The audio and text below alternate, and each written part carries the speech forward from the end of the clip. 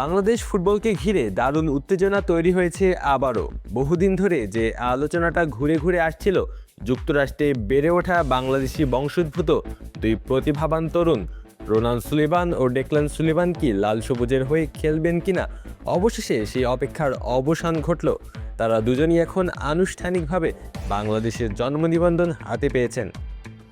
জাতীয় দলের জার্সিতে তাদের দেখা পাওয়া এখন কেবল সময়ের ব্যাপার। বাফুফের সহসভাপতি ফাহাদ করিম জানুয়ারি মাসেই জানিয়েছিলেন যে জুন উইন্ডোর ক্যাম্প থেকেই দুই ভাইকে পাওয়া যেতে পারে। তবে মার্চের প্রথম দিন তিনি আরও বড় সুখবর দেন। মার্চের শেষ সপ্তাহে মালদ্বীপে অনুষ্ঠিত হতে যাওয়া অনূর্ধ্ব-20 সাব চ্যাম্পিয়নশিপে রোনান ও ডেকলানকে পাওয়া যেতে পারে বলে আশাবাদ ব্যক্ত করেছেন তিনি। সবকিছু ঠিকঠাক চললে লাল সবুজের জার্সিতে তাদের আন্তর্জাতিক অভিষেকটা খুব শীঘ্রই দেখা যেতে পারে।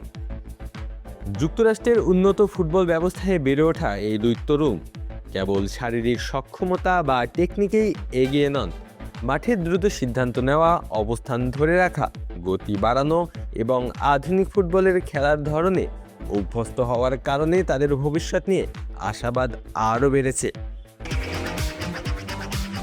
বাবা, এত এনার্জি কই পাও? এই পাওয়ার চুমুকে অ্যাকশন। রোনান যেখানে উইঙ্গার হিসেবে গতির ঝড় তুলতে পারেন, সেখানে ডেকলান আক্রমণ ভাগকে আরও সুসংগঠিত করতে পারেন। তাদের আগমন যেন নতুন প্রাণ সঞ্চয় করেছে বাংলাদেশের ফুটবল ভক্তদের মাঝে। হামজা শমীদ সহ বিদেশে জন্ম নেওয়া বাংলাদেশি বংশোদ্ভূত ফুটবলাররা যখন দেশের ফুটবলে নতুন আলো দেখাচ্ছেন, ঠিক সেই ধারাকে আরও শক্তিশালী করতে পারে সুলিভান ব্রাদার্সের যুক্ত হওয়া। তাদের অভিজ্ঞতা, পেশাদার মানসিকতা এবং প্রশিক্ষণ পদ্ধতি জাতীয় দলের তরুণ খেলোয়াড়দের জন্য অনুপ্রেরণার উৎস হয়ে উঠবে বলে মনে করেন দেশের কোচ ও বিশ্লেষকরা। এদিকে সিঙ্গাপুরের বিপক্ষে এএফসি এশিয়ান কাপ বাছাইয়ের শেষ ম্যাচকে সামনে রেখে বাংলাদেশ প্রস্তুতি ম্যাচ আয়োজনের চিন্তায় ছিল। প্রথমে কম্বোডিয়া ও পূর্ব তিমুরের সঙ্গে যোগাযোগ করা হলেও শেষ পর্যন্ত সম্ভাব্য প্রতিপক্ষ হিসেবে উঠে এসেছিল ভিয়েতনামের নাম। পরবর্তীতে এই দলকেই ফিক্সড করা হয়েছে প্রতিপক্ষ হিসেবে।